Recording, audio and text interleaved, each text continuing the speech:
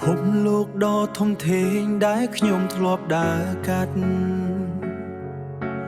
ពេលនាងប្រែជាស្ងប់ស្ងាត់នៅក្បែររូបកាយស្រី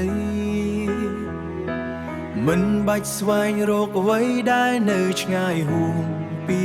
ភ្នែកព្រោះចម្លើយគ្រប់យ៉ាងគឺនៅទីនេះហើយ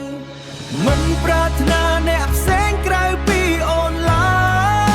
យបេះដូងមួយនេះបានរកឃើញជំរកដ៏សុខសាន្តទោះមេឃរលំឬភ្នំរលាយក៏មិនប្រែប្រួលបែរអូនគឺជាឋានសួគ៌ដែលខ្ញុំចង់រស់នៅរហូតសមុទ្រទឹកភ្នែកដែលធ្លាប់ហូរពីមុនមកត្រូវរលាយបាត់អស់ដោយសាសនាញញឹមអូកម្លាំងចិត្តដែលធ្លាប់បាត់បង់ក៏ត្រឡប់មកវិញដូចជាផ្កាដែលរីក្នុងសួននៃក្តីសង្ឃឹមមិនប្រាថ្នាអ្នកផ្សេងក្រៅពីអូនឡើយបេះដូងមួយនេះបានរកឃើញជំរកដ៏សុខសាន្តទោះមេឃរលំឬភ្នំរលាយក៏មិនប្រែប្រួលក្បែរអូនគឺជាឋានសួគ៌ដែលខ្ញុំចង់រស់នៅរហូត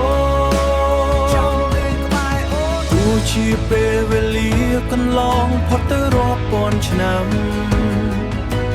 ពាក្យសន្យានេះនឹងនៅជាប់ក្នុងព្រលឹងខ្ញុំនឹងការពីអូនដោយកម្លាំងទាំងអស់ដែលមានគ្មានអ្វីអាចបំបែកយើងទាំងពីរបានឡើយ